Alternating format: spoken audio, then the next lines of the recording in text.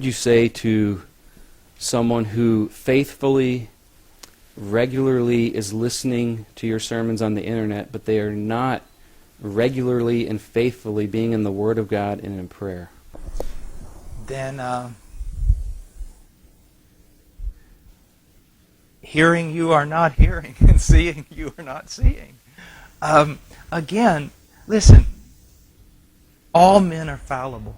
There's no such thing as a great man of God, just wicked, tiny, pitiful men of a great and merciful God, and so on and so forth. You can't live your life based upon the reality of other people.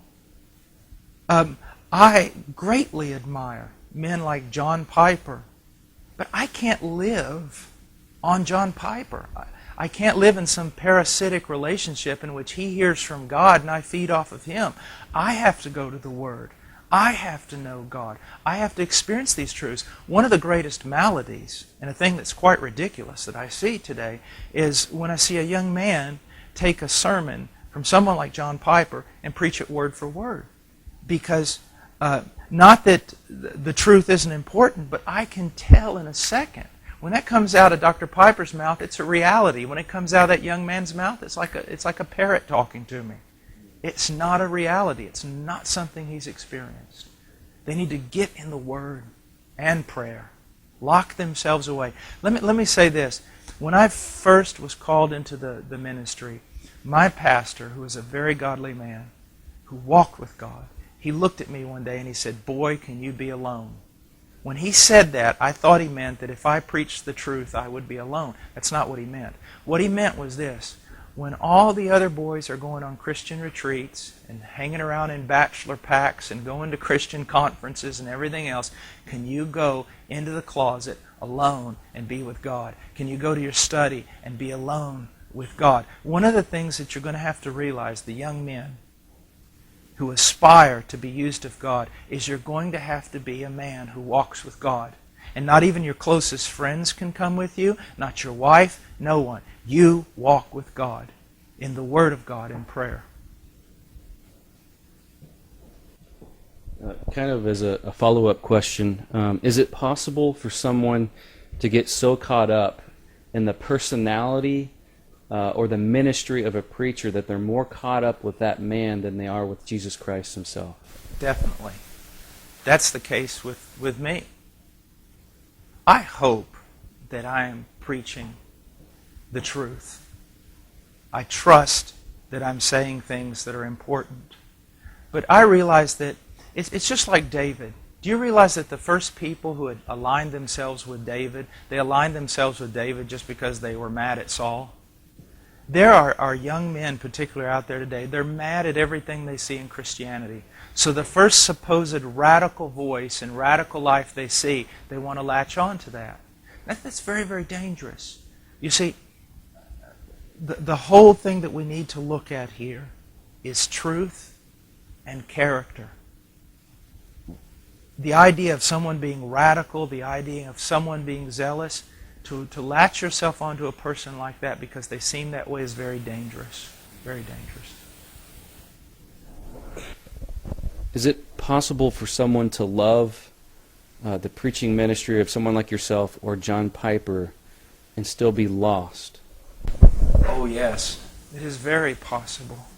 It is very, very, very possible. You can become mesmerized by so many things.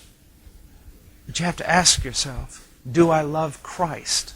Do I desire Christ? Some people like to hear preaching just because it's radical and they want to be radical. I know of a girl who literally was on her way to hell because she would not surrender to Christ, and she would not surrender her life to Christ because she was afraid that if she surrendered her life to Christ, He would not let her be a missionary.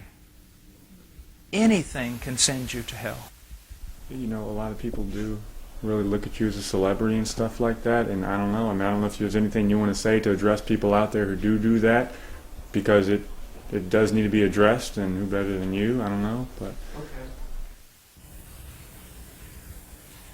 A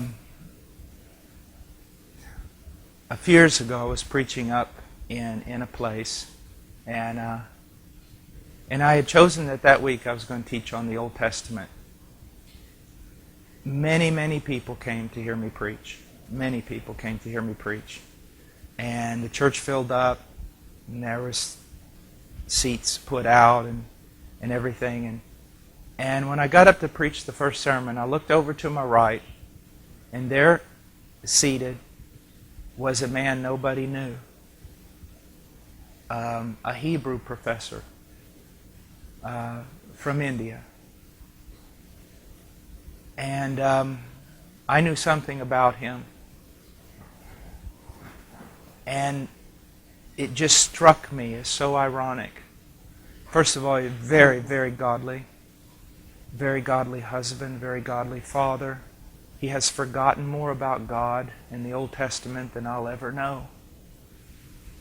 I was terrified to think he was in the audience and was going to hear me preach on the Old Testament. And the ironic thing is this: God does not, it's not, oftentimes it is not the man of highest character or the greatest nobility or the greatest knowledge that God uses. And many times those who've been called to go out front, one of their greatest burdens and shames is they know that there are men that they're not worthy to carry their sandals who are sitting there in the audience and no one knows their name, and yet they're far more the man of God than the one speaking in the pulpit. God uses the ignoble. He uses the weak. There's another thing. I know that I believe God has used me, but it's been for a certain purpose. To cry out that things are wrong. But I know that's what I am. I'm not a John Piper.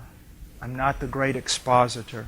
I don't have the mind of an R.C. Sproul.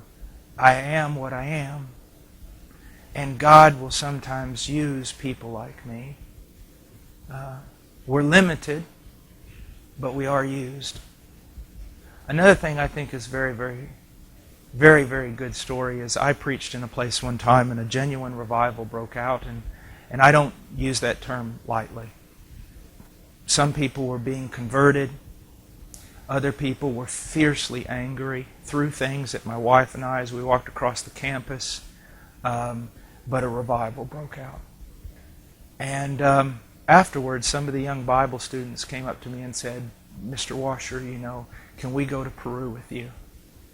I said, "Well, you can come and visit me." So when they got off that plane in Lima, they thought I was the Apostle Paul. When they got back on that plane a month and a half later, they were praying for my salvation.